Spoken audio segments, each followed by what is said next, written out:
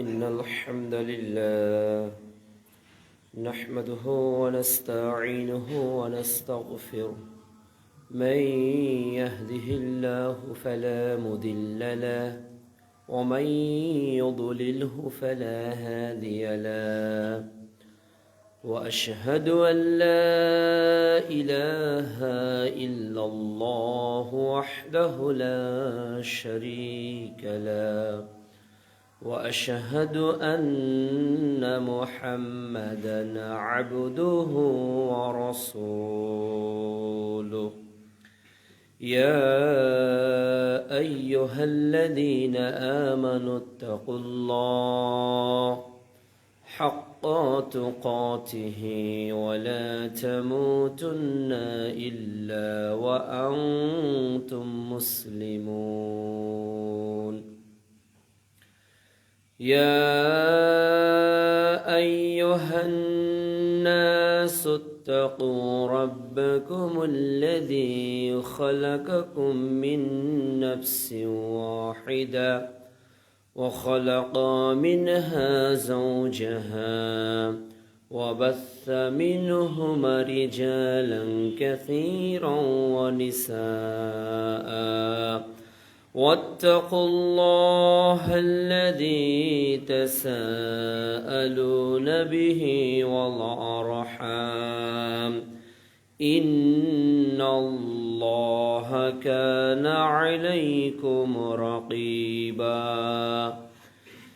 يا أيها الذين آمنوا اتقوا الله وقولوا قولا سديدا يصلح لكم أعمالكم ويغفر لكم ذنوبكم ومن يطع الله ورسوله فقد فاز فوزا عظيما أما بعد فإن خير الحديث كتاب الله وخير الهدي هدي محمد صلى الله عليه وسلم وشر الأمور محدثاتها وكل محدثة بدعة وكل بدعة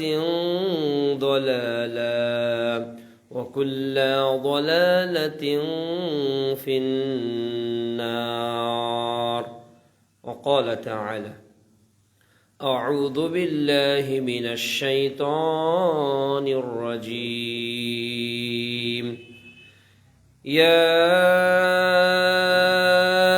أيها الناس إني رسول الله إليكم جميعا সূরা আরাফ আয়াত নম্বর 158। যাবতীয় প্রশংসা আল্লাহ রাব্বুল আলামিনের জন্য, যার ঐকান্তিক মেহেরবানিতে মসজিদ মুসআব বিন উমাইর রাদিয়াল্লাহু তাআলা আনহু জামে মসজিদে আজকের জুমার খুতবা ও সালাত আদায়ের উদ্দেশ্যে যে আল্লাহ রাব্বুল আলামিন মাহে রমাদানের পূর্বের জুমায় আমাদেরকে উপস্থিত হওয়ার সুযোগ দান করেছেন, সে আল্লাহ সুবহানাহু ওয়া তাআলার দরবারে কৃতজ্ঞতা আদায় করছি। আলহামদুলিল্লাহ। দরুদ ও সালাম বিশ্ব মানবতার মুক্তির দূত, মহা বিপ্লবের মহানায়ক, যার রেখে যাওয়া আদর্শকে বাস্তবায়ন করার লক্ষ্যে আমাদের সার্বিক প্রয়াস, মুহাম্মাদুর রাসূলুল্লাহ সাল্লাল্লাহু আলাইহি ওয়াসাল্লামের প্রতি যাবতীয় দরুদ ও সালাম। প্রিয় উপস্থিতি, রাসূলুল্লাহ সাল্লাল্লাহু আলাইহি ওয়াসাল্লামের সিরাত পর্বের আজকে পঞ্চম পর্ব। আজ রাসূলুল্লাহ সাল্লাল্লাহু আলাইহি ওয়াসাল্লামের দাওয়াতি জীবনের প্রথম ধাপ আলোচিত হবে ইনশাআল্লাহ। রাসূলুল্লাহ সাল্লাল্লাহু আলাইহি ওয়াসাল্লাম কোরআনুল কারীম নাজিল হওয়ার মাধ্যমে নবুয়তের যে সূচনা হয়, এই সূচনার প্রেক্ষাপটে যে ঘটনাগুলো তার জীবনে পরপর কয়েকদিনে অতিবাহিত হয়, বিগত জুমাতে আমরা তা জানার চেষ্টা করেছি এবং ওহির এই এলাহি বিধানকে পৃথিবীর মানুষ কিভাবে গ্রহণ করবে এ মর্মে সহিহ বুখারীর একটি লম্বা হাদিসকে আমরা পর্যালোচনা করেছি। প্রিয় নবী মুহাম্মদ রাসূলুল্লাহ সাল্লাল্লাহু আলাইহি ওয়াসাল্লাম, আল্লাহ প্রত্যেক জাতির নিকট রাসূল প্রেরণ করেছেন। প্রথম বার্তাই ছিল আনি'বুদুল্লাহ, মানুষকে আল্লাহর ইবাদতের দিকে আহ্বান করা। এমনকি প্রিয় নবী মুহাম্মদ রাসূলুল্লাহ সাল্লাল্লাহু আলাইহি ওয়াসাল্লাম তার জাতিকে ডেকে বলছেন, ইয়া আইয়ুহান নাস, হে লোক সকল, ইন্নী রাসূলুল্লাহি ইলাইকুম জামিআ, নিশ্চয় আমি সবার জন্য আল্লাহর রসুল হিসাবে প্রেরিত হয়েছি। সুবহানাল্লাহ। রাসূল সাল্লাল্লাহু আলাইহি ওয়াসাল্লাম নবী হিসেবে দুনিয়াতে প্রেরিত হয়েছেন, দাওয়াত দিলেন। সবচেয়ে নিকটতম যে তার দাওয়াত গ্রহণ করেছে তিনি হলেন তার প্রিয়তমা স্ত্রী খাদিজা রাদিয়াল্লাহু তাআলা আনহা। বিশ্বনবীর আগমনের নবুয়তের বার্তাকে তিনি দ্বিধাহীন চিত্তে মেনে নিয়েছিলেন। গোলামদের মধ্যে সর্বপ্রথম যিনি ইসলাম কবুল করেন তিনি হলেন যায়েদ বিন হারাসা রাদিয়াল্লাহু তাআলা আনহু। অতঃপর ছোট্ট বালকদের মধ্যে রাসূলুল্লাহ সাল্লাল্লাহু আলাইহি ওয়াসাল্লামের নবুয়তের নিদর্শন, তার আখলাক, তার সৌন্দর্য দেখে যিনি বিগলিত হয়ে ইসলাম কবুল করেন তিনি হলেন আলী রাদিয়াল্লাহু তাআলা আনহু।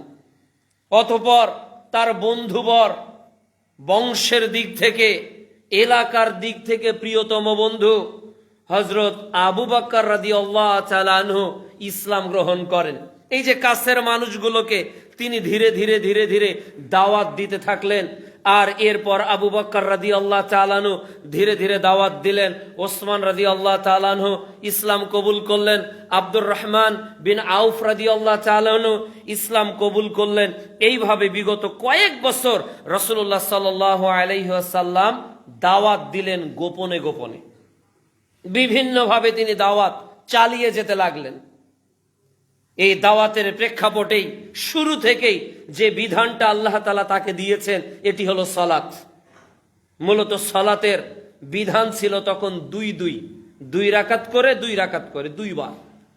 এটি আল্লাহ রাব্বুল আলামিন সূরা মুমিনুনে উল্লেখ করেছেন, অধ্যায় 40 আয়াত 55। এর অর্থ হলো যে মানুষকে সমাজ সংস্কার করতে গেলে ইমানের চেতনায় দৃঢ় থাকতে হবে। আর একটা মানুষ ইমানের চেতনায় দৃঢ় থাকতে গেলে সর্বপ্রথম তার আধ্যাত্মিকতার উন্নয়ন প্রয়োজন। মানুষের ইমান যত শক্তিশালী তার আমল তত শক্তিশালী। যার ইমান যত দুর্বল তার আমলে তত উদাসীনতা এবং অলসতা। এজন্য আল্লাহ রাব্বুল আলামিন এমন এক ইবাদতকে মুহাম্মদ সাল্লাল্লাহু আলাইহি ওয়াসাল্লামকে দিলেন যা হলো সালাত, যার মাধ্যমে আত্মিক ইমানের উন্নয়ন সাধিত হয়, যা মানুষকে আল্লাহমুখী করে। পৃথিবীতে ইবাদতের জগতে আল্লাহ রাব্বুল আলামিনকে স্মরণ করার সবচেয়ে বড় মাধ্যম হলো সালাত। সালাতের মাধ্যমে আল্লাহ রাব্বুল আলামিনকে মানুষ সবচেয়ে বেশি স্মরণ করে, সবচেয়ে বেশি। উযু যখন করতে যাবেন তো সেখানে বিসমিল্লাহ বলে আপনি উযু শুরু করবেন, আল্লাহর স্মরণ। আপনি উযু যখন শেষ করলেন তখন শাহাদাতের ঘোষণা দিলেন, আল্লাহর স্মরণ। আপনি যখন মসজিদে প্রবেশ করলেন তখন আল্লাহুম্মা ফতাহলি বললেন, আল্লাহর স্মরণ। আপনি যখন সালাতের মধ্যে দাঁড়িয়ে গেলেন আল্লাহু আকবার বললেন, আল্লাহর স্মরণ। আপনি যখন সানা পাঠ করবেন আল্লাহুম্মা বাঈদ বাইনি দিয়ে আল্লাহর স্মরণ। আপনি যখন রুকুতে যাবেন আল্লাহু আকবার দিয়ে আল্লাহর স্মরণ। আপনি রুকুতে যখন তাসবিহ পড়বেন তখন আল্লাহর স্মরণ, রুকু থেকে যখন উঠবেন সামি আল্লাহু লিমান হামিদা তখন আল্লাহর স্মরণ, যখন বলবেন প্রতি উত্তরে রব্বানা লাকাল হামদ তখন আল্লাহর স্মরণ, আবার সেজদায় যাবেন, আবার সেজদার তাসবিহ পাঠ করবেন, আবার দুই সেজদার মাঝখানে দোয়া পড়বেন আল্লাহুম্মা গফিরলি, তখন আল্লাহর স্মরণ, আবার আত্তাহিয়াতুর বৈঠকে বসবেন, সেখানে আল্লাহর স্মরণ, দরুদে আল্লাহর স্মরণ, দোয়া মাসুরায় আল্লাহর স্মরণ। অর্থাৎ সালাত এমন এক ইবাদত যার মাধ্যমে আত্মিক সমৃদ্ধি সাধিত হয়। মানুষ যদি নিজেকে সমাজ সংস্কারের মাঠে ব্রত রাখতে চায় তাহলে সর্বপ্রথম তাকে যে বিষয়টা স্বাধীনতা অর্জন করে নিজের জীবনে ডেভেলপ করতে হয় এটি হলো আত্মিক উন্নতি। এজন্য আল্লাহ রাব্বুল আলামিন বলছেন সফল ওই ব্যক্তি যে তার আত্মাকে পরিশুদ্ধ করেছে। আপনার চোখ অন্ধ নাকি আপনি কানা এটা ডাজেন্ট ম্যাটার। আপনি হাত দিয়ে সুন্দর নুরানি পদ্ধতিতে লিখতে পারেন নাকি আপনার হাতের লেখা ডাক্তারের থেকেও খারাপ এটা বড় বিষয় না। আপনি কত দ্রুত হাঁটতে পারেন এটা বড় বিষয় না। মানুষ সফল কখন হবে? যখন আত্মাকে সে পরিশুদ্ধ করবে। এজন্য মুহাম্মদ সাল্লাল্লাহু আলাইহি ওয়াসাল্লাম বলছেন সহিহ বুখারী ঈমান অধ্যায়ের 52 নম্বর হাদিস যে মানুষের দেহের মধ্যে একটা টুকরা থাকে, দেহের ভিতর থাকে, এটা ভালো হলে পুরো দেহ ভালো, আর এটা বিকল হয়ে গেলে পুরো দেহটাই বিকল হয়ে যায়। এর নাম হলো কলব। কাজী দাওয়াতের মিশনে, সমাজ সংস্কারে, আকীদার এই আন্দোলনে সর্বপ্রথম যে বিষয়টা প্রয়োজন এটি হলো ঈমানের দৃঢ়তা। আর ঈমানের দৃঢ়তার জন্য এমন একটা প্রশিক্ষণ প্রয়োজন যা ঈমানের দৃঢ়তাকে ধরে রাখতে পারে, এর নাম সালাত। রমাজান বছরে তো একবার, এক মাস। হজ ওটা তো বছরে একবার, কিন্তু সালাত এমন একটা ইবাদত দৈনিক 5 বার, ভোরে, দুপুরে, বিকালে, সন্ধ্যায়, রাত্রে, আবার তাহাজ্জুদ, আবার অন্যান্য নফল সালাত তো আছেই। কাজে সালাতের মাধ্যমে ঈমান দৃঢ় করা হয়। কাজে দাওয়াতের মাঠে যারা নিজেকে কর্মী হিসাবে, দাওয়াতের মাঠে যারা নিজেকে দাঈল আল্লাহ হিসাবে, দাওয়াতের মাঠে যারা নিজেকে সমৃদ্ধ করতে চান তাদের যে পাওয়ার বাড়াতে হবে এটা ঈমানি পাওয়ার। আর ঈমানি পাওয়ার বাড়াতে গেলে সবচেয়ে বেশি যেটা দরকার সেটা হলো সালাত। ওই হাদিস আপনাদের জানা আছে, রাসূল সাল্লাল্লাহু আলাইহি সাল্লামকে একজন ব্যক্তি পানি নিয়ে দেয়, উজুর পানি। তো একদিন রাসূল সাল্লাল্লাহু আলাইহি সাল্লাম বললেন যে তুমি আমার কাছে কি চাইবে, চাও। তখন ওই ব্যক্তি বলল যে আল্লাহ রাসূল সাল্লাল্লাহু আলাইহি ওয়াসাল্লাম আমি আপনার সাথে জান্নাতে থাকতে চাই। বিশ্বনবী বললেন আচ্ছা ঠিক আছে, তাহলে তুমি বেশি বেশি করে সেজদা দিয়ে আমাকে সহযোগিতা করো, কেননা সালাতই মানুষকে জান্নাতের নিকটবর্তী করে। সুবহানাল্লাহ।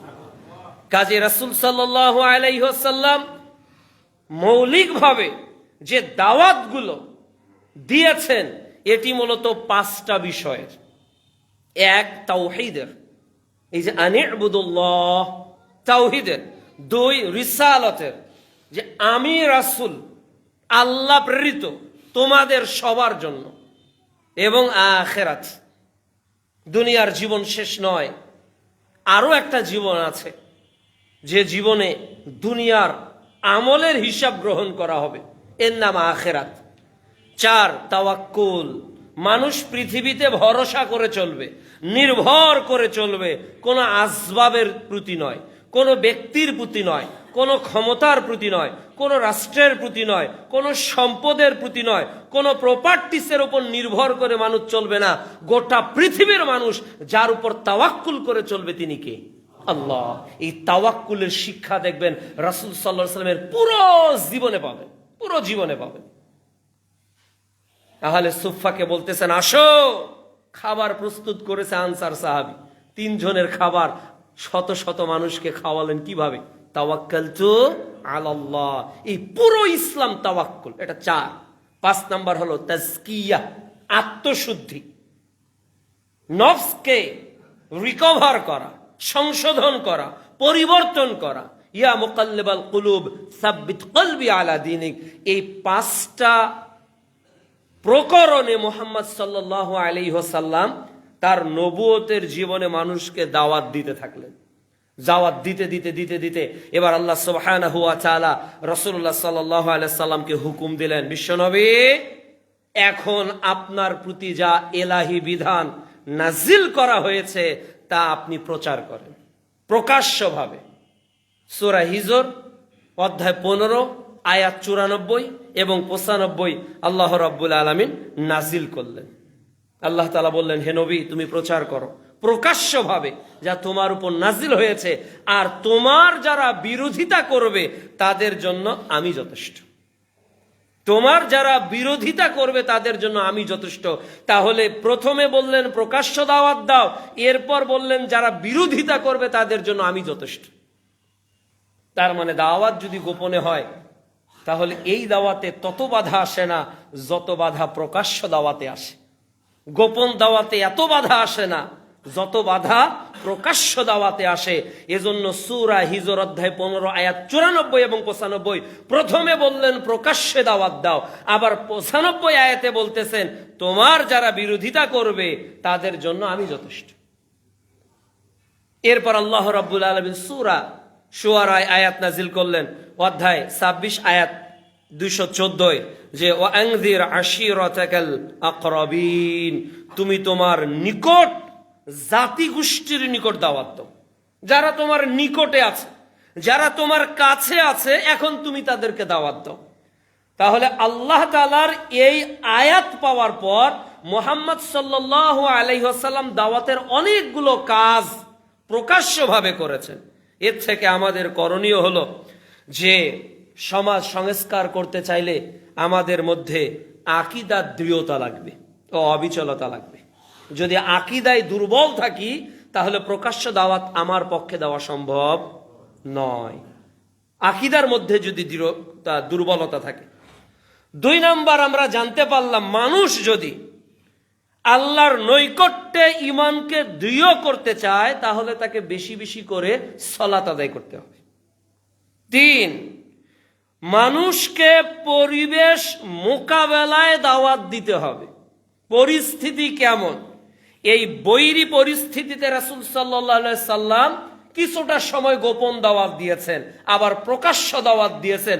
অর্থাৎ দাঈকে হিকমা অবলম্বন করেই দাওয়াত দিতে হবে। কোন দাওয়াত আমি কখন দিব, কোন দাওয়াত আমি কখন দিব। সূরা নাহাল অধ্যায় 15, সূরা নাহাল অধ্যায় 16 আয়াত 125 আল্লাহ বলছেন তুমি মানুষকে আল্লাহর দিকে ডাকো উপদেশ এবং সদুপদেশ দিয়ে, আর তাদের সঙ্গে তর্ক করো উত্তম পন্থায়। কাজেই যে যেমন তাকে সেইভাবে দাওয়াত দিতে হবে। 4, পৃথিবীতে আপনি যখনই দাওয়াত দিতে যাবেন দেখবেন যে 2 শ্রেণীর মানুষ থাকবেই। একদল আপনার পক্ষের কঠোর অনুসারী, একদল আপনার বিপক্ষের কঠোর বিরোধিতাকারী। যখনই আপনি কোনো বিষয়ে দাওয়াত দিবেন, হক বিশুদ্ধ ইবাদত আমল আকীদার দাওয়াত দিবেন, দেখবেন একদল মুখ বলবে না এভাবেই চলতে হবে। যেমন ওই যে যারা প্রাথমিক যুগে ইসলাম গ্রহণ করেছে, আবু বকর, ওমর, ওসমান, আব্দুর রহমান বিন আউফ রাদিয়াল্লাহু তাআলা আনহু, জুবাইর রাদিয়াল্লাহু তাআলা আনহু, এই যে সাহাবীরা যারা প্রাথমিক যুগে ইসলাম গ্রহণ করেছে তারা জীবন দিয়েছে। বেলাল রাদিয়াল্লাহু তাআলা আনহু কিন্তু ঈমান ছাড়েনি, একেবারে কঠোরভাবে তাওয়াক্কুল করে দৃঢ় চিত্রে। আবার কিছু মানুষ সরাসরি বিরোধিতা করেছে, না সে ইলাহি বিধানকে সে মন গড়া দিন নিয়ে এসেছে, সে ধর্ম ত্যাগ করেছে, সে বাপদাদার মুখে কালি দিচ্ছে, সে সমাজ বোঝে না, সে সোসাইটি বিরোধিতা করতেছে।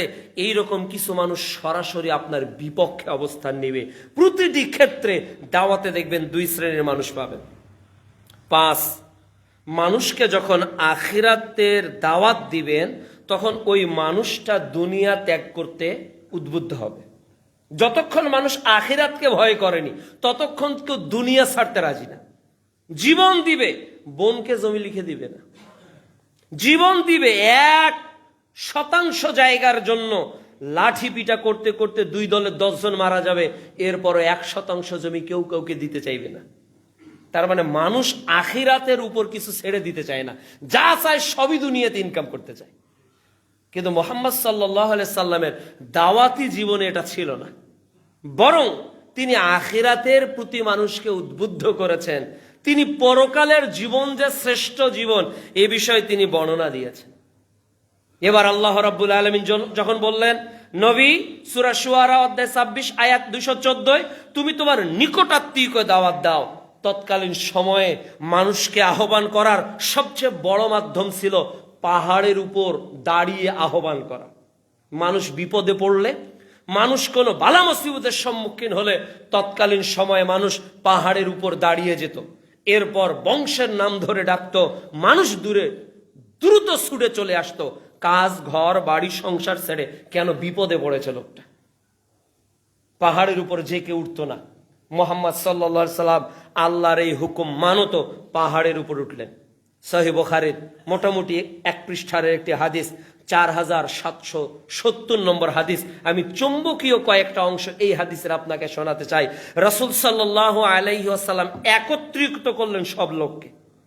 একত্রিত করার পর রাসূল সাল্লাল্লাহু আলাইহি ওয়াসাল্লাম বললেন, আচ্ছা শোনো, আমি যদি তোমাদেরকে বলি যে পাহাড়ের অপর পার্শ্বে তোমাদের শত্রু বাহিনী তোমাদের উপর আক্রমণ করার জন্য অস্ত্র নিয়ে প্রস্তুত, এটা কি তোমরা বিশ্বাস করবে?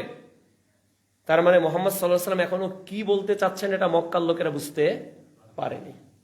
তিনি বলছেন যে আমি মুহাম্মদ সাল্লাল্লাহু আলাইহি ওয়াসাল্লাম বলছি যে মক্কায় যে সাফা পাহাড়ের উপর তিনি দাঁড়িয়ে, তখন এই সাফা পাহাড়ের বিপরীত দিকে, যেটা তোমরা দেখতে পাচ্ছ না, ওই বিপরীত দিকে শত্রু বাহিনী তোমাদেরকে আক্রমণ করার জন্য অস্ত্র নিয়ে প্রস্তুত, এটা কি তোমরা বিশ্বাস করবে? তখন মক্কার লোকেরা যে উত্তর দিয়েছে, তারা উত্তর দিয়েছে যে আমি কেন বিশ্বাস করব না? অবশ্যই বিশ্বাস করব। কেন? ইতিপূর্বে তোমার জবানে সত্য ছাড়া আমরা কোনো কিছুই পাই নাই। সুবহানাল্লাহ। এতদিন তুমি যা কিছু বলেছিলে সব কিছুই ছিল কি? সত্য। তোমার কথায় কোনো মিথ্যা পাইনি। পুরো মক্কার লোকের সব গোত্রের তিনি সাক্ষ্য নিলেন। সব গোত্র বলল, হে মুহাম্মদ, তুমি যা বলবে সত্য, ইতিপূর্বে তুমি কখনো মিথ্যা বলনি। এবার রাসূল সাল্লাল্লাহু আলাইহি ওয়াসাল্লাম সকল মানুষকে একত্রিত করে বললেন, ফা ইন্নী নাযীরুন, আমি হলাম সতর্ককারী তোমাদের জন্য। কেন? আযাবিন শাদীদ, আল্লাহর যে মহা আযাব পাকড়াও আছে, এর থেকে আমি তোমাদেরকে সতর্ক করার জন্য এসেছি। এ কথা যখন মুহাম্মদ সাল্লাল্লাহু আলাইহি ওয়াসাল্লাম বললেন, অপর এক বর্ণনায় রাসূল সাল্লাল্লাহু আলাইহি ওয়াসাল্লাম বলছেন, এটাও বুখারীতে রয়েছে, 2753 নম্বর হাদিস, তিনি পুরো কোরাইশ বংশকে ডেকে বলছেন, ইয়া মাশারাল কোরাইশ, হে কোরাইশ বংশ, ইশতারু আনফুসাহুম, তোমরা নিজেদেরকে বাঁচাও, লা উগনি আনকুম মিনাল্লাহি শাইয়া, কেননা আমি তোমাদেরকে কিয়ামতের দিন তোমাদের আযাব থেকে রক্ষা করতে পারবো না, তোমরা প্রত্যেকে তোমাদের নিজেদেরকে বাঁচাও। তার মানে তিনি জাহান্নামের আগুন থেকে তার জাতিকে বাঁচতে বলছেন। এরপর বলছেন, হে আব্দে মানাফ, হে আব্দে মানাফ জাতি, হে গোত্র, শুনে রাখো, তোমরা নিজেদেরকে বাঁচাও, যেই দিন আমি তোমাদেরকে কোনো উপকার করতে পারবো না। এরপর রাসূল সাল্লাল্লাহু আলাইহি সাল্লাম আব্বাস বংশকে ডেকে বলছে, হে আব্বাস ইবনে আব্দুল মুত্তালিব, তুমি নিজেকে বাঁচাও, কেন? ওই দিন আমি তোমার কোনো উপকার করব না। এরপর বলছে, হে সাফিয়া, হে আমার ফুফু, তুমি নিজেকে জাহান্নাম থেকে বাঁচাও, ওই দিন যেই দিন আমি তোমার কোনো উপকার করব না, অর্থাৎ তোমরা নিজেদেরকে পরিবর্তন করো। এ কথা বলতে বলতে মুহাম্মদ সাল্লাল্লাহু আলাইহি সাল্লাম বলছেন, ইয়া ফাতেমা বিনতে মুহাম্মদ, হে ফাতেমার মেয়ে মুহাম্মদ, সালিনি মা শি'তি মিনাল মালি, তোমার যা কিছু প্রয়োজন আছে তুমি আমার নিকট চেয়ে আজকে নাও। তোমার যতটুকু প্রয়োজন দুনিয়ার রয়েছে আজকে তুমি আমার কাছ থেকে তা চেয়ে নাও। তোমার যদি বাড়ির প্রয়োজন হয়, তোমার যদি অর্থ সম্পদের প্রয়োজন হয়, তোমার যদি দিনারের প্রয়োজন হয়, আজকে তুমি আমার কাছ থেকে চেয়ে নাও। লা উগনি আনকি মিনাল্লাহি শাইয়া, ওই দিন আমি তুমি মেয়ে হিসাবে আল্লাহর নিকটে কোনো উপকার আমি মুহাম্মদ তোমার করতে পারবো না। প্রিয় উপস্থিতি, মুহাম্মদ সাল্লাল্লাহু আলাইহি ওয়াসাল্লাম তার জাতিকে কত দরদ মাখা কণ্ঠে ডেকেছেন, কত আদর মাখা কণ্ঠে ডেকেছেন। হে কুরাইশ, তোমরা নিজেদেরকে বাঁচাও, যেই দিন আমি তোমাদের কোনো উপকার করতে পারবো না। হে আব্দে মানাফ, তোমরা নিজেদেরকে বাঁচাও, যেই দিন আমি তোমাদের কোনো উপকার করতে পারবো না। হে আমার ফুফু, তুমি তোমাকে জাহান্নামের আগুন থেকে বাঁচাও, যেই দিন আমি তোমার কোনো উপকার করতে পারবো না। হে আমার মেয়ে ফাতেমা, তুমি দুনিয়াতে কোনো প্রয়োজনীয়তা থাকলে আজকে পিতা হিসেবে আমার কাছ থেকে চেয়ে নাও। বিচারের মাঠে আমি মুহাম্মদ সাল্লাল্লাহু আলাইহি ওয়াসাল্লাম তোমার কোনো উপকার করতে পারবো না। এই বাক্যগুলো যখন রাসূল সাল্লাল্লাহু আলাইহি ওয়াসাল্লাম বলছেন, তখন আবু জেহেল রাগ হয়ে গিয়ে বলছেন যে তাব্বালাকা সাইলা ইয়াউমা, হে মুহাম্মদ, তোমার সারা জীবন ধ্বংস হোক, তোমার সারা জীবন ধ্বংস হোক। তুমি কি আজকে আমাদেরকে এই জন্য এখানে জমায়েত করেছ? তুমি কি আমাদেরকে এই জন্য এভাবে এখানে জমায়েত করেছ? এরপর মুহাম্মদ সাল্লাল্লাহু আলাইহি ওয়াসাল্লাম বলেন, ইয়া আইয়ুহান নাস, যতদূর আমার কণ্ঠ যায়, হে মক্কার মানুষেরা শুনে রাখো, কুলু লা ইলাহা ইল্লাল্লাহ তুফলিহুন, তোমরা বলো আল্লাহ ছাড়া সত্যিকার কোনো মাবুদ নেই, তাহলে তোমরা সফল। এ কথা মুহাম্মদ সাল্লাল্লাহু আলাইহি ওয়াসাল্লাম বলছেন। আর আবু লাহাব বলছে যে মুহাম্মদ, তুমি কি এই জন্য আমাদেরকে ডেকেছ? তোমার সারা জীবন ধ্বংস হোক। তাহলে মুহাম্মদ সাল্লাল্লাহু আলাইহি ওয়াসাল্লাম এই আহ্বানে তারা সাড়া দিলেন না। বরং কি হলো দেখুন, রাসূল সাল্লাল্লাহু আলাইহি ওয়াসাল্লামের জীবনে দুটি আহ্বান এবং দুটি আনুগত্য, দুইটা আহ্বান রাসূল সাল্লাল্লাহু আলাইহি ওয়াসাল্লাম একটা বলেছেন, আর আবু লাহাব একটা বলেছে। রাসূল সাল্লাল্লাহু আলাইহি ওয়াসাল্লাম এক ধরনের ফলাফলের কথা বলেছে, আর আবু লাহাব আর এক ধরনের ফলাফলের কথা বলেছে। পারিবারিক দ্বন্দ্ব, ভাতিজা যেটা পথে মানুষকে ডাকে, চাচা তার বিরোধিতা করছে, আর চাচা যেটা বলছে ভাতিজা তার পুরোটাই বিপরীত। এ সংগ্রাম অতীতে ছিল, বর্তমানেও আছে, ভবিষ্যতেও থাকবে। মূলত রাসূল সাল্লাল্লাহু আলাইহি ওয়াসাল্লাম ডেকেছেন আল্লাহর সার্বভৌমের অধীনে সকল মানুষ সমান। এই পৃথিবীর সার্বভৌমের একচ্ছত্র মালিক আল্লাহ, আর প্রত্যেক মানুষ হলো সমান। সাদার উপর কালোর, কালোর উপর সাদার, বড়লোকের উপর গরিবের, গরিবের উপর বড়লোকের কোনো প্রাধান্য নাই। এটা হলো আল্লাহ তাআলার আহ্বান। আর আবু লাহাবের আহ্বান ছিল যে মানুষের সার্বভৌমের অধীনে মানুষ মানুষের গোলাম। মানুষ কিভাবে মানুষের গোলামি করবে, এক রাজ্য আর এক রাজ্যকে কিভাবে শাসন করবে, এক গোত্র আর এক গোত্রকে কিভাবে শাসন করবে, এ আহ্বান তাদের ছিল। রাসূল সাল্লাল্লাহু আলাইহি ওয়াসাল্লাম মক্কায় দাওয়াত এভাবে দিলেন সাফা পাহাড়ে। এরপর জাতি তাকে ভর্ৎসনা করলো, জাতি তাকে তিরস্কার করলো, জাতি তার দাওয়াতকে প্রত্যাখ্যান করে একেবারে ঘৃণাত্মক ভাব নিয়ে বাড়িতে ফিরে আসে। মুহাম্মদ সাল্লাল্লাহু আলাইহি ওয়াসাল্লামকে আল্লাহ ওই সময় বলেছে যে, হে নবী, আমি তোমার বিরোধিতাকারীদের জন্য আমি রব যথেষ্ট, আর কাউকে লাগবে না।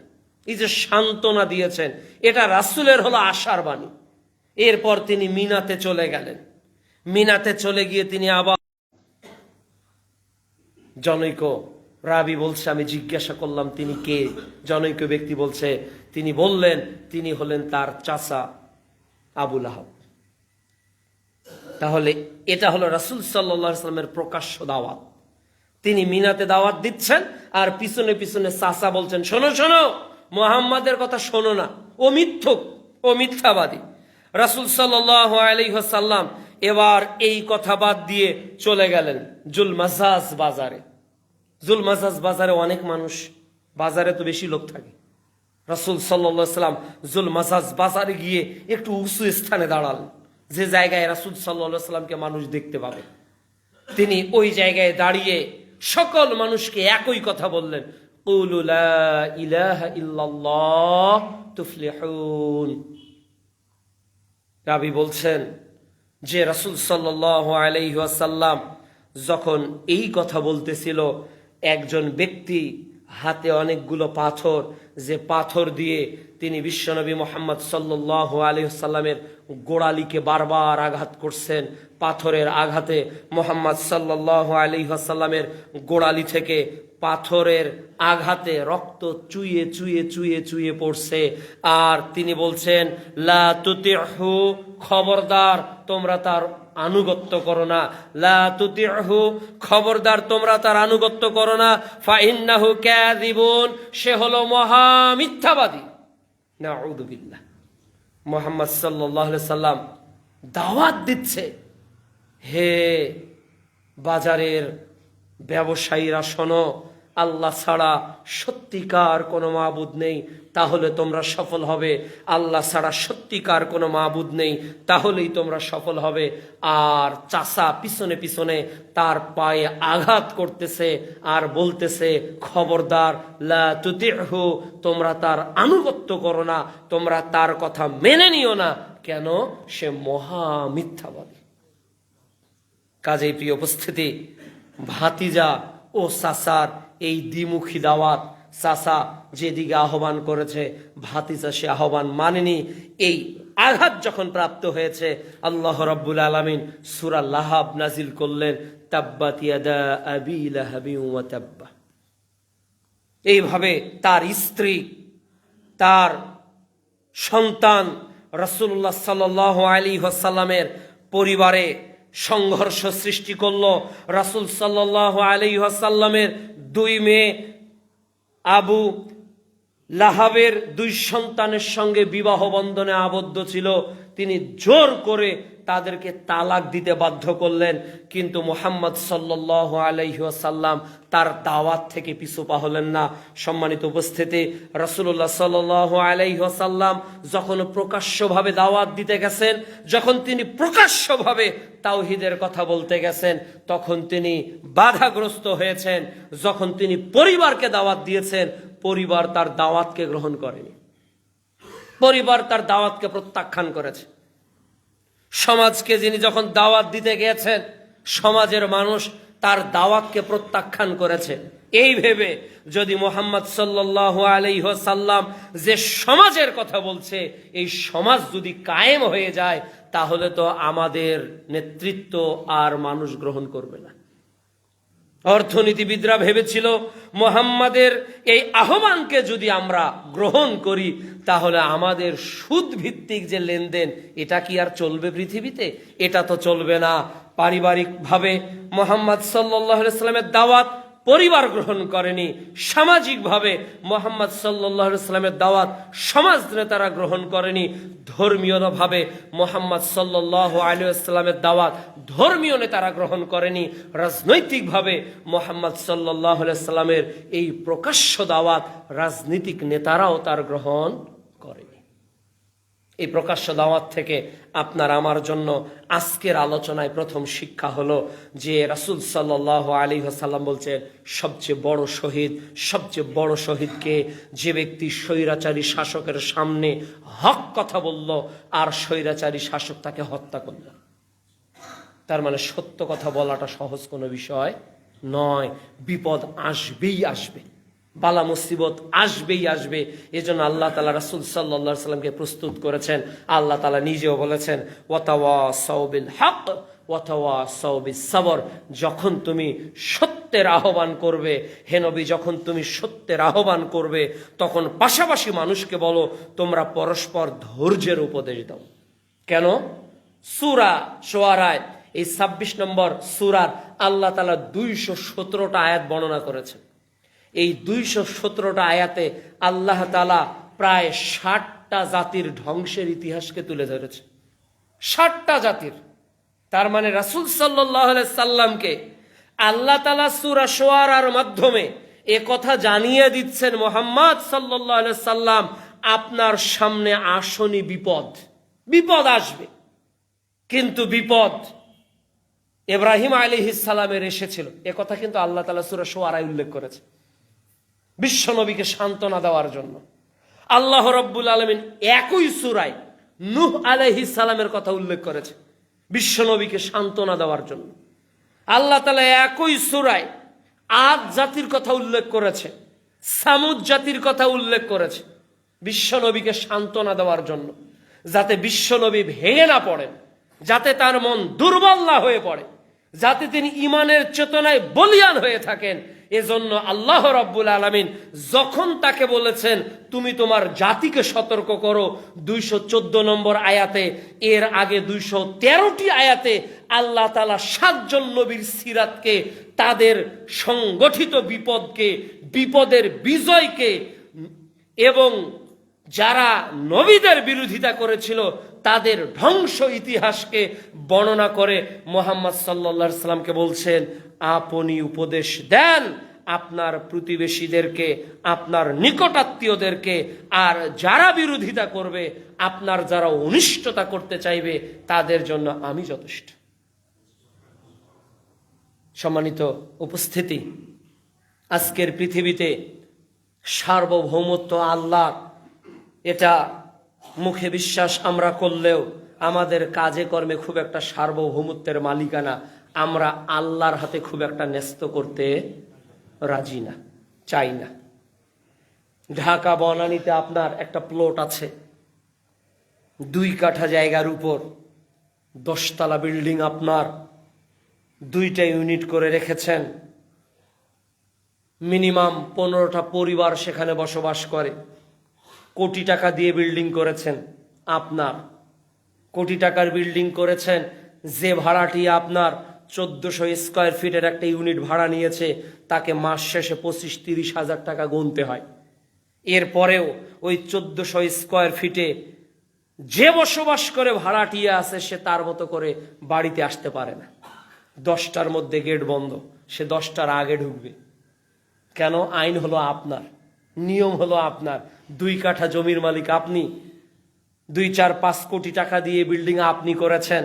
হঠাৎ নিচতলায় শব্দ, আপনি ফোন দিলেন, কি ব্যাপার আব্দুর রহিম সাহেব, আপনার ইউনিটের শব্দ কিসের? 9টার পর, রাত 8টা-9টার পর কোনো শব্দ শোনা যাবে না যা নিচে এবং উপর তলার মানুষকে ডিস্টার্ব করে।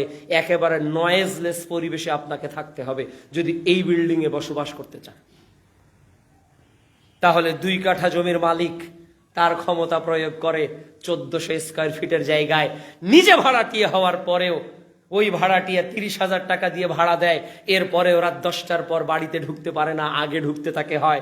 সে বাদ্যযন্ত্র উচ্চ কণ্ঠে কিছু করতে পারে না, সে তার মতো করে চলতে পারে না। অবাক পৃথিবী! এই 56,000 বর্গ কিলোমিটার বাদ দেন, এই গোটা পৃথিবীতে 3 ভাগ পানি, 1 ভাগ স্থল। এই 1 ভাগ স্থলে বসবাস করে 195টা স্বাধীন দেশ, যার জনসংখ্যা হলো প্রায় 850 কোটি।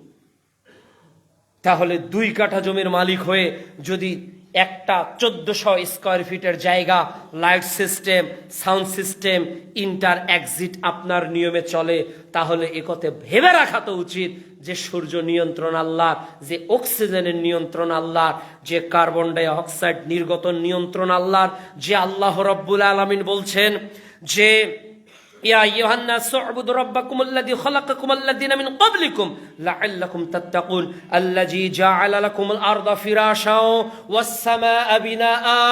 যে আল্লাহ তাআলা জমিনকে বিছানা করেছে, আপনিও বিল্ডিং বাড়ি করে জমিন করেছেন খাট রাখার জন্য, আর আল্লাহ বলতেছে আমি জমিনকে বিছানা করেছি আর আসমানকে ছাদ করেছি। ওয়া আনসালা মিনাস সামাই মাআন ফাআখরাজা বিহি মিনাস সামারাতি রিজকাল লাকুম। আর এই বৃষ্টির পানি আমি আসমান থেকে বর্ষণ করি, আর এর থেকে ফসল নির্গত হয়। ফালা তাজআলু লিল্লাহি আনদাদা, জেনে বুঝে আল্লাহর সমকক্ষ কাউকে দাঁড় করিও না। তার মানে আল্লাহ বলছে, আরে জমিন যেহেতু আমার, বিছানা আমার, ছাদ আমার, সূর্য আমার, চন্দ্র আমার, সবই যেহেতু আমার, খবরদার আমার সার্বভৌমত্বে কাউকে শরীক করো না। আর নবীগণের প্রথম দাওয়াতই ছিল আনি'বুদুল্লাহ কুলু লা ইলাহা ইল্লাল্লাহ, সার্বভৌমত্বের আহ্বান। তাহলে আপনার আমার এই পৃথিবীর 195টা দেশের সিংহভাগ রাষ্ট্রের মালিকের আচরণ তো হলো আপনার ইসরায়েলের মতো। জমি হলো ফিলিস্তিনের, মসজিদ হলো ফিলিস্তিনের, আর ওরা আমাদেরকে ধ্বংস করে মেরে ফেলে।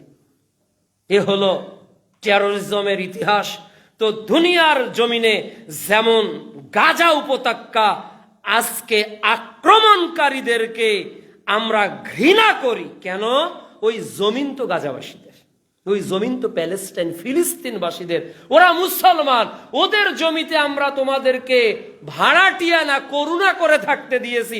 2 দিন পর তোমরা আমাদেরকে জমি ছাড়ার জন্য আমাকে হত্যা করো, আমার বোনকে আমার মাকে তুমি ধর্ষণ করো, আর এটার যখন মালিকানা আমি নিতে গেছি তুমি আমাকে মেরে ফেলছো। এতে ইহুদি নাসরাদের আচরণ যেমন গাজাবাসীদের উপর তারা করে, আপনার আমার আচরণও তো এর বাইরেও কিছু না। আমরা সার্বভৌম আল্লাহকে কতজন দিয়েছি?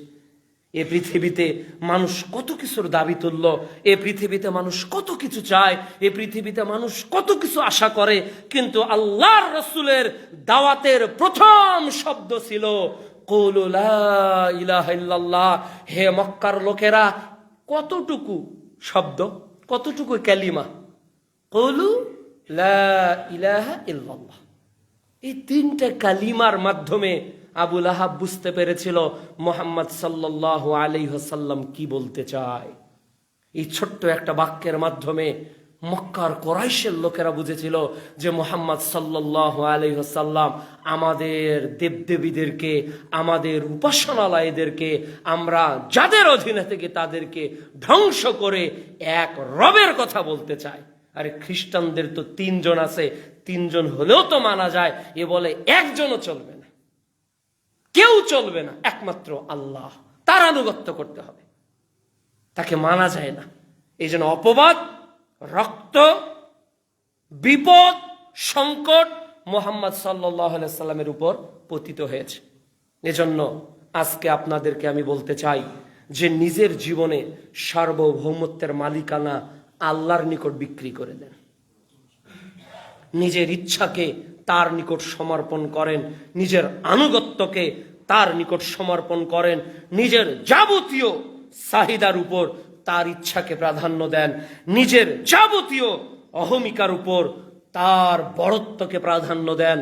তাহলেই আমরা সফল হতে পারবো। আবু বকর রাদিয়াল্লাহু তাআলা আনহু সফল হয়েছেন, ওমর রাদিয়াল্লাহু তাআলা আনহু সফল হয়েছেন, উসমান রাদিয়াল্লাহু তাআলা আনহু সফল হয়েছেন, ছোট্ট বালক আলী রাদিয়াল্লাহু তাআলা আনহু সফল হয়েছেন, হাবশী গোলাম বেলাল রাদিয়াল্লাহু তাআলা আনহু সফল হয়েছেন। সার্বভৌমত্বের মালিকানা কার হাতে দেওয়ার কারণে? আল্লাহর হাতে। রাসূল সাল্লাল্লাহু আলাইহি সাল্লামের দাওয়াতের প্রকাশ্য দাওয়াত আজকে আমাদেরকে ছড়িয়ে দিতে হবে। সকল তরিকাকে বাতিল করে, সকল নীতিকে বাতিল করে ওহির বিধানকেই কায়েম করতে হবে, সকল বিধানকে বাতিল করে ওহির বিধানকেই কায়েম করতে হবে। গতকালকে নির্বাচন হয়ে গেল, হাতে অনেক মানুষ, প্রায় 67% মানুষ সমর্থন দিয়েছে, নাতে দিয়েছে 24% মানুষ। কিন্তু বাংলাদেশের মানুষ কি আসন্ন ভবিষ্যতে এমন একটা আহ্বান করবে, এমন একটা ডাক দিবে, এ দেশের যত দল আছে সব দেশের নেতারাই মুসলমান, এ দেশের যত দল আছে সব দেশের প্রধানরাই মুসলমান না? সব দলের প্রধানরাই মুসলমান, সব মার্কার প্রত্যেকেই মুসলমান, তারা নিজেদেরকে দাবি করে। কিন্তু সবার আহ্বান যদি একটা থাকতো, আসুন না আমরা এমন একটা গণভোট বাংলাদেশে চালু করি, আমরা আসুন না এমন একটা আহ্বান বাংলাদেশে দেই যে বাংলাদেশের মানুষ ইসলাম চায় কি না, হ্যাঁ অথবা না। এই আহ্বান কি আমাদের হৃদয় থেকে কখনো জাগ্রত হয়? কিন্তু বিশ্বনবীর হৃদয়ে পুরো মানব জাতিকে আহ্বান ছিল। ওখানে পরবর্তীতে তিনি বলেছেন, হে কোরাইশ, হে আব্দে মানাফ, হে আমার ফুফু, হে আব্বাস, এভাবে ডেকেছেন। কিন্তু প্রথম ডাক ছিল কি? ইয়া আইয়ুহান নাস। এই নাসের মধ্যে বাংলা ভাষীরাও আছে, আরাবিয়ানরাও আছে, ইউরোপিয়ানরাও, আফ্রিকানরাও আছে। ইয়া আইয়ুহান নাস কুলু লা ইলাহা ইল্লাল্লাহ। আমরা বিশ্বের 57টা মুসলিম রাষ্ট্রের মালিককে এবং 195টা দেশের মানুষকে বলতে চাই, রাসূলের সেই আহ্বানে সুর মিলিয়ে এই পৃথিবীতে তো নেতার পরিবর্তন হচ্ছে, শাসন ব্যবস্থার পরিবর্তন হচ্ছে, আদর্শকে বিলীন করে আর এক আদর্শ ইস্তেকামাত হচ্ছে, আসুন না আমরা আল্লাহ রসুলের প্রথম প্রকাশ্য দাওয়াত কুলু লা ইলাহা ইল্লাল্লাহ, যে সার্বভৌমত্বের অধীনে সকল মানুষ সমান থাকবে, আল্লাহর সার্বভৌমত্বের অধীনে আল্লাহ তাআলা যেন আমাদের সামগ্রিক জীবনকে অতিবাহিত করার তৌফিক দান করেন। আল্লাহ তাআলা যেন আমাদেরকে পূর্ণাঙ্গ রূপে ইসলামের মধ্যে দাখিল হওয়ার তৌফিক দান করেন। আল্লাহ বলছে উদখুলু ফিস সিলমি কাফা, পরিপূর্ণভাবে ইসলামের মধ্যে প্রবেশ করো। প্রিয় উপস্থিতি, আসন্ন রমাজান খুব নিকটে চলে এসেছে। আগের টুডে ইজ দ্য লাস্ট জুমা বিফোর রমাদান, এটা রমাজানের পূর্বের শেষ জুমা, তাই না? এই জন্য আমাদের প্রস্তুতি কতটুকু, আমি কিভাবে রমাদানকে অতিবাহিত করব, এই বিষয়ে সংক্ষিপ্ত কিছু জানা হোক। সম্মানিত উপস্থিতি, একটা সংকল্প নিজের জীবনে লিখে নেন পৃষ্ঠায়, যে এ রমাজান হোক জীবনের শ্রেষ্ঠ রমাদান। এইরকম একটা তামান্না নিজের মধ্যে থাকে। আপনার জীবনে অনেক রমাজান অতিবাহিত করেছেন, 10 বছর থেকে, 20 বছর থেকে, 30 বছর থেকে, 40 বছর থেকে সিয়াম পালন করে অনেক মানুষ এখানে উপস্থিত আছে। কিন্তু আজকে এমন একটা সংকল্প করুন তো, যে এই রমাজান জীবনের শ্রেষ্ঠ রমাজান আমার হবে ইনশাআল্লাহ। আমি কিছু প্ল্যান দিব, জাস্ট এটা আপনারা পারলে মুখস্থ করবেন, লিখে নিবেন, জীবনের হৃদয়ে লিখে নিবেন। আমাদের রমাজানের প্রস্তুতি যেন এবার শ্রেষ্ঠ হয়, এটা আমাদের যাতে সর্বোচ্চ চেষ্টা থাকে। আমরা তো আজকে দুনিয়াতে রমাজানের প্রস্তুতি নেই। খাবার ছোলা কতটুকু কিনতে হবে পুরো মাসে, খেজুর কতটুকু লাগবে, চিনি কতটুকু লাগবে, চপ বানাবো এর ডাল বেসম এটা কতটুকু লাগবে, বেগুন কতটুকু লাগবে, পেঁয়াজু খাবো কতটুকু পেঁয়াজ লাগবে, সব কিছু আপনার স্ত্রী দেখবেন যে আপনাকে নোট করে দিয়েছে প্রত্যেকের। আপনি না চাইলেও বলবেন যে আপনার স্ত্রী কি ব্যাপার, রমজান যে কয়েকদিন পর বাজার করবে না? প্রত্যেকের বাড়িতে এই ধুমটা আছে না নাই? তার মানে Ramzan means marketing, Ramzan means marketing. Ramzan হলো যেন আমাদের বাজার। কিন্তু আমাদের সালাফদের রমাজান এমন ছিল না।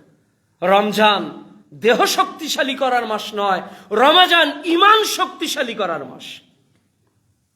রমাজান খাবারের মাস নয়, রমাজান ত্যাগের মাস। রমাজান খাবার মাস নয়, ত্যাগের মাস। সালাফদের জীবনী মাসিকা তাহরিকে এবার দেখবেন যে সালাফদের রমাজান কেমন ছিল।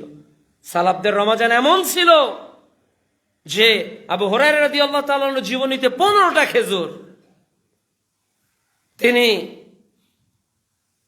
5টা খেজুর দিয়ে সাহারি করতেন, 5টা খেজুর ইফতার করতেন, আর 5টা খেজুর পরের দিনের রাত্রের সাহারির জন্য রেখে দিতেন। সুবহানাল্লাহ। এ ছিল তাদের মাত্র 15টা খেজুর, প্রস্তুতি তার রমাদানের। সালাফদের জীবনীতে কত ইতিহাস, যে তারা রমাদানের 6 মাস আগ থেকে দোয়া করত, আল্লাহ 6 মাস পর রমাজান, এই রমাজানটা যেন আমি পেয়ে যাই। আল্লাহ 6 মাস পর রমাদান, এই রমাজানটা যেন আমি পেয়ে যাই। ক্ষমা, মাগফিরাত, নাজাতের কত ফলগুদ ধারা নিয়ে মাহে রমাজান এই তো কয়েকদিন পর আপনার দুয়ারে নক করবে। এমন ভাবে নিজেকে প্রস্তুত করেন, এমন ভাবে নিজেকে তৈরি করেন, নিজের ব্যবসার কাজটাকে কিভাবে কমানো যায়, বন্ধু বান্ধবের সঙ্গে সংস্পর্শ কিভাবে কমানো যায়, হোয়াটসঅ্যাপ, ইমো, মেসেঞ্জার, ফেসবুক, যে আপনার এই যে সোশ্যাল মিডিয়ার কমিউনিকেশনের যে ভার্চুয়াল ওয়েগুলো আছে, এগুলোকে কতটুকু স্কিপ করা যায়, এটা জীবনে প্ল্যান করে। আপনাকে সবচেয়ে বেশি যেটা আহ্বান করব, কম খাবেন, ইফতারি কম করবেন, রাতের খাবার কম খাবেন, সাহারি কম করবেন। দেখবেন আপনার মধ্যে অলসতা চলে যাবে, অলসতা চলে যাবে। আর যদি ইফতারির সময় সমানে ভাজা পড়া, একেবারে পেঁয়াজু, বেগুনি, এই কি এগুলো অনেকগুলো আইটেম আছে না, এমনকি ইফতারের আয়োজনে বিশাল দোকান, বিশাল দোকান, এটা না, বরং আপনার আমার খাবারটা যাতে কম হয়, তাহলে ইবাদতে অলসতা আসবে না। এরপর 24 ঘন্টার একটা রুটিন বানিয়ে ফেলেন। আজকে বাড়িতে গিয়েই দুপুরের খাবারের আগে অথবা পরে 24 ঘন্টা রুটিন, প্রতি রমাজানের প্রত্যেকটা দিন আপনি কি করবেন? আপনি তাহাজ্জুদ পড়বেন, এটা লিখে রাখেন যে আমাকে উঠেই সাহারিতে করণীয়, সাহারির পূর্বে করণীয়, সাহারির খাবার গ্রহণের পূর্বে করণীয় কমপক্ষে 2 রাকাত সালাত, কমপক্ষে 5 পৃষ্ঠার 10 পৃষ্ঠার কোরআন তেলাওয়াত। তাহলে কয় মিনিট আগে উঠতে হবে? 10 পৃষ্ঠার কোরআন তেলাওয়াত আপনি দ্রুত পড়তে পারেন 2 পারা পড়েন, কম পড়তে পারেন 1 পারা পারেন, তারও সে কম পারেন 10 পৃষ্ঠার পড়েন, 5 পৃষ্ঠার পড়েন, 2 পৃষ্ঠার পড়েন, যতটুকু পারেন ওই সময়টা সাহারির শেষ মুহূর্তের আগে ওঠেন। আবার কমপক্ষে 2 রাকাত সালাত, 4 রাকাত সালাত। এই 4 রাকাত সালাত আপনি 10 মিনিটে পড়বেন নাকি আধা ঘন্টায় পড়বেন, এতটুকু পরিমাণ আগে উঠে আজকে নোট করেন যে মাহে রমাদানের 1ম তারিখ আমি 5:01 উঠবো, অথবা 4:45 উঠবো। 4:45 থেকে উজু করব 5 মিনিট ধরে, এরপর 15 মিনিট আমি আগে 2 রাকাত সালাত আদায় করব, এরপর আধা ঘন্টা আমি কোরআন তেলাওয়াত করব, এরপর আমি সাহারি 10 মিনিটের মধ্যে শেষ করে সবার আগে প্রথমে মসজিদে যাব। এরকম একটা টাইমিং করেন 24 ঘন্টা। এরপর প্রতিটি জিনিসের টার্গেট রাখেন, প্রত্যেকটা জিনিস কোয়ালিটি এবং কোয়ান্টিটি দুটোই যাতে থাকে। আপনি পুরো রমাদানে কয়বার কোরআন খতম করতে চাচ্ছেন আজকে লিখে রাখেন, লিখে রাখেন যে আমার টার্গেট এর পরের একটা ঘর হবে রমাদানের পরবর্তী মন্তব্য। তার মানে আপনি টার্গেট করেছেন রমাজানে 5 বার কোরআন খতম দিবেন, কিন্তু শাওয়াল মাসে গিয়ে আপনি যেই দিন ঢুকেছেন সেই দিন দেখলেন যে 3 বার দেওয়া হয়েছে, তার মানে আপনি 2 বার টার্গেট ফিল আপ করতে পারেন নাই। আপনি এইভাবে টার্গেট করেন আমি পুরো রমাজানে কমপক্ষে 2 লক্ষ টাকা দান করব, টাকা কম কমপক্ষে 2000 টাকা দান করব, আরো টাকা কম কমপক্ষে 200 টাকা দান করব। এইভাবে একটা টার্গেট করেন যে আমি কত পরিমাণ দান করতে পারি। আপনি টার্গেট করেন আমি কতজন মানুষকে ইফতার করাতে পারি, টার্গেট করেন আমি 200 জনকে ইফতার করাবো। টার্গেট কম আপনি 50 জনকে করান। সালাফদের জীবনীতে পাওয়া যায় ওনারা একা ইফতার করতেন না, যতক্ষণ না একজন সফর সাথী পান ইফতার করার। যদি সফর সাথী বাড়িতে কেউ নক না করে তাহলে খাবার নিয়ে মসজিদে ছুটে যেত, তাহলে লোকদের মাধ্যমে কেউ না কেউ তার খাবারে অংশগ্রহণ করত, নিজেও সিয়ামের নেকি অর্জন করত, আরেকজনের সিয়ামের সমপরিমাণ নেকি অর্জন হয়ে যেত।